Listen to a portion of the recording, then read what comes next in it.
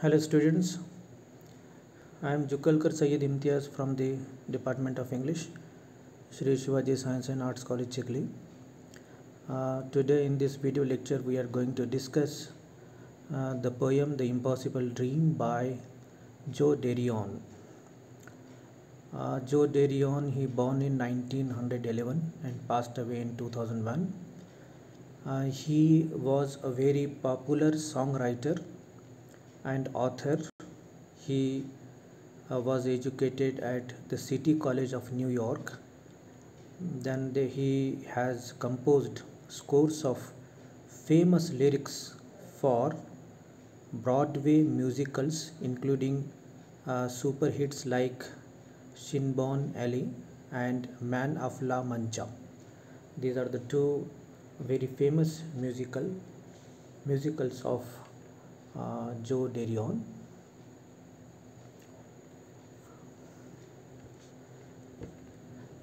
Here in these two pictures you can see the Broadway theater. So these images I have taken from Google Images. So this is in the second picture you see this is Broadway area, and in the New York Broadway area in the New York, and most of the theaters are there on the Broadway in New York City of America. And in the first picture you see the theater and the arrangement of chairs. Broadway theater is known as Broadway. It refers to the theatrical performances which are presented in the 41 professional theaters, each with 500 or more seats, located in the Theater District and Lincoln Theater along Broadway in Midtown Manhattan, New York City. So therefore these theaters are known as Broadway theaters. And the two famous musicals of Joe Darion are Man of La Mancha. It is a 1972 film adaptation,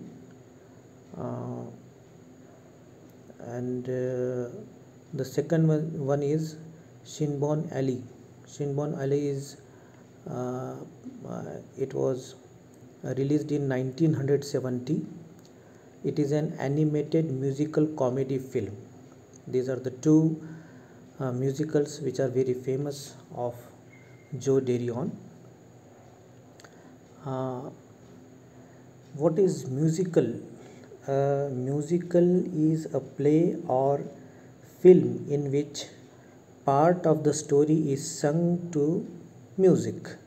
That is called musical. So I have given here the link as well of YouTube. You can watch Man of La Mancha, this musical, on internet. Let's go ahead. The Impossible Dream. This poem is actually inspired by Don Quixote. This Don Quixote actually is a Spanish classical novel written by Miguel de Cervantes, and in this novel Cervantes is highly critical of knighthood, and he makes fun of the tradition of knighthood. So we should know what is the tradition of knighthood.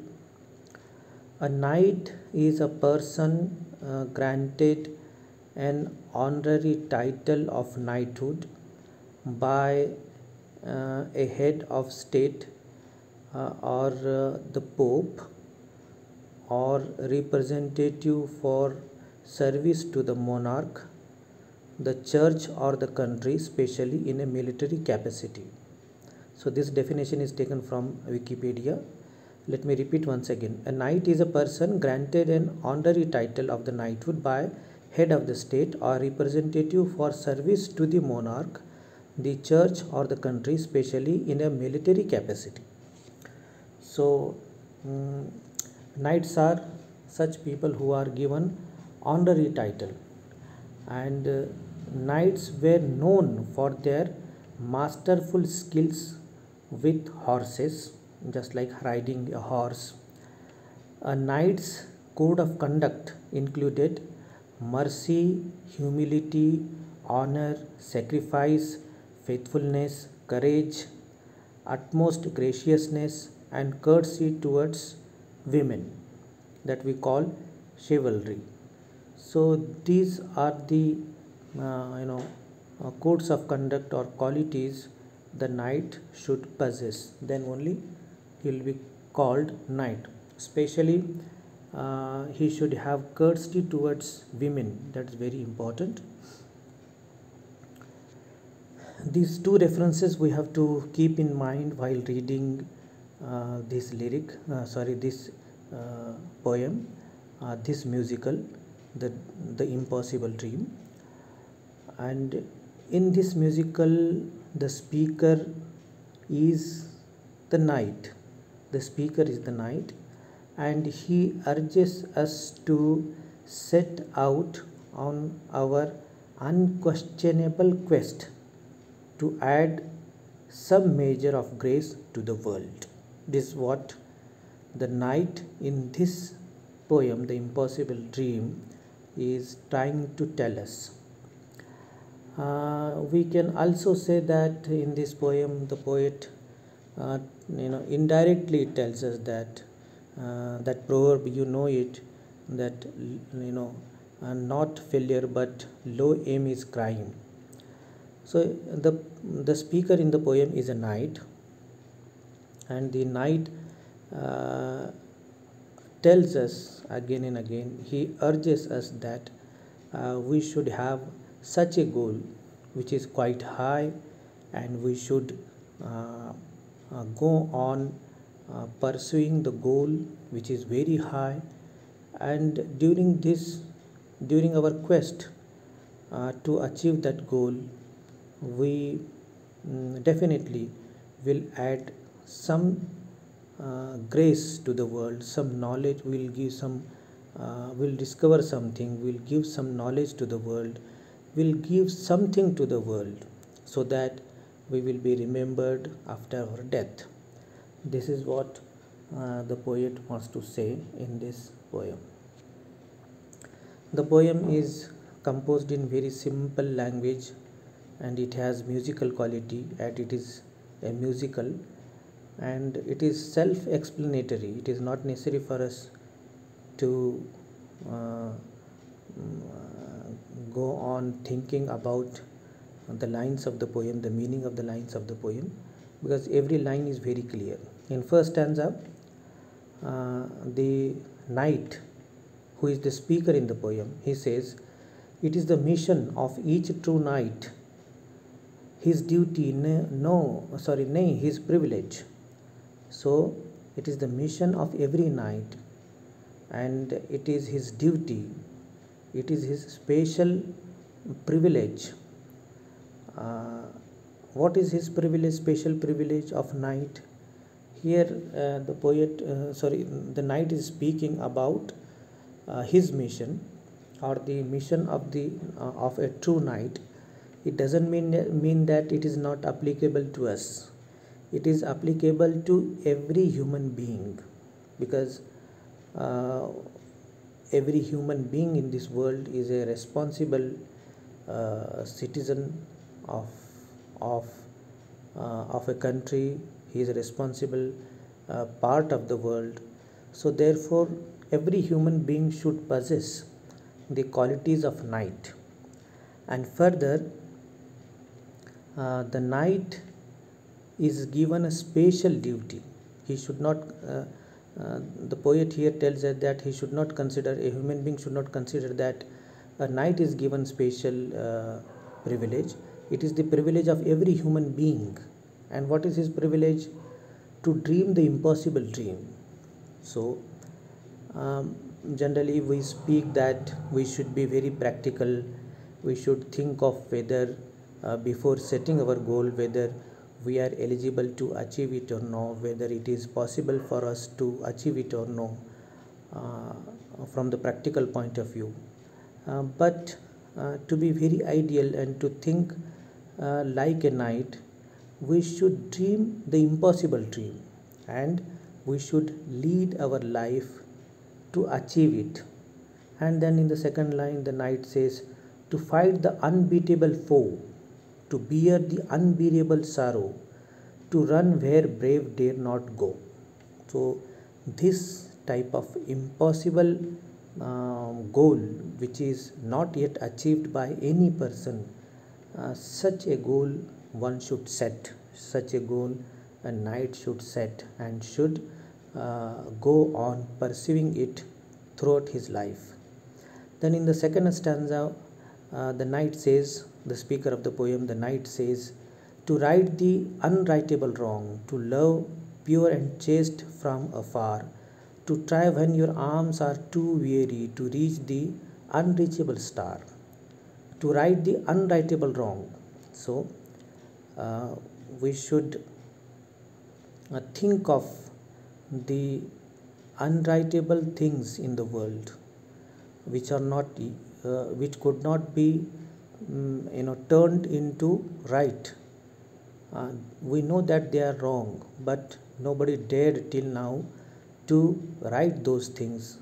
So we should have that ability to revolt against the traditions, the customs, to right the unrightable wrong, to love pure and chaste from afar, which is far, far away. So it is the privilege and duty of the knight to love which is pure and chaste and which is very, very far, and to try when your arms are too weary, and to reach the unreachable star. And this line, third line, is very important. To try when your arms are too weary. If you are working very hard, you become very tired.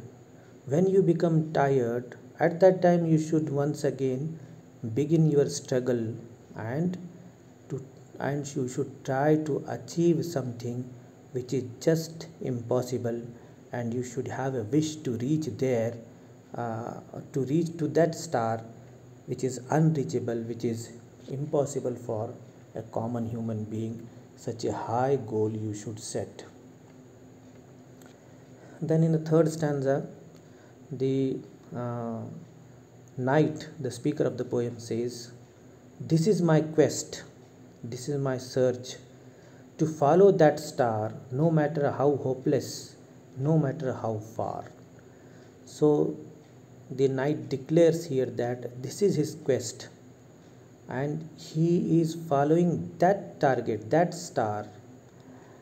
So it is known to everyone that to follow, to perceive, to quest for that star is just hopeless, because one cannot achieve it. But the knight, it is a special privilege, it is his duty to quest those things which are impossible for common people. Then in stanza 4, the knight says, to fight for the right without question or pause, to be willing to march into hell for a heavenly cause.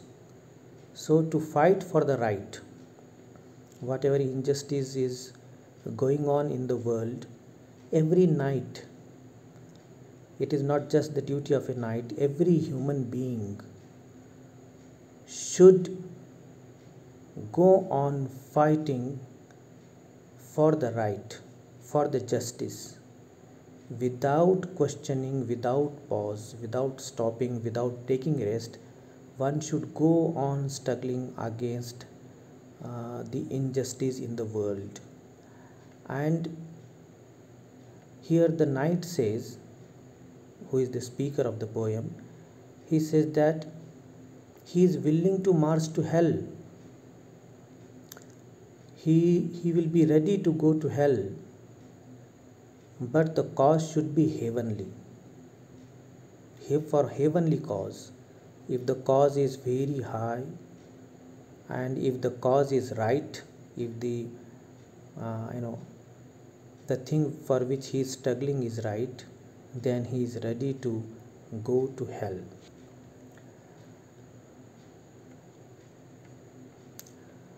In the next stanza, the knight says, "And I know if I will only be true to this glorious quest, that my heart will lie peaceful and calm when I am laid to my rest."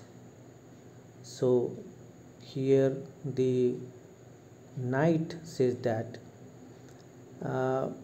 I know if I'll be only true to this glorious quest, that my heart will lie peaceful and calm when I am laid to rest. Laid to rest here means buried after death. So this is a glorious quest to achieve that which is just impossible for any common person. And even though he doesn't become successful, but he will be very satisfied, peaceful and calm at his heart while facing death, or while he is buried after death. So he will consider that he has led his life successfully. He tried to add some knowledge to the world. He tried to give something to the world because he tried very high. So for everyone in this world, it is not possible to achieve which is remarkable, which adds to the knowledge of the world. But if you lead your life to achieve that impossible, it means that you have paid for life, and throughout your life you have struggled a lot, and therefore with the happiness, with the peace and calm, you will face death. In the next stanza, this is the last stanza of the poem, the poet says, and the world will be better for this, that one man, scorned and covered with scars, still strove with his last ounce of courage to reach the unreachable star. And people will remember and will say that this is the man who has just now passed away, who is no more in this world.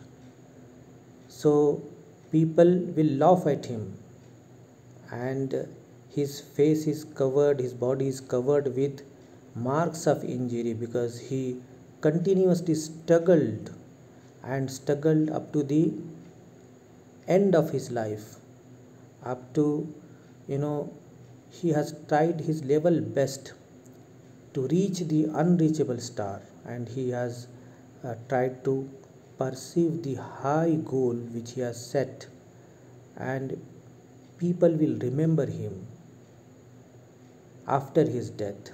And this is what the knight considers is the successful life. So from this poem we learn that we should set our goal very high, and we should continuously struggle to achieve that goal. Whether we become successful or no, that is not important, but your struggle is very important. Your high ambition is very important. Here the poem ends. Thank you.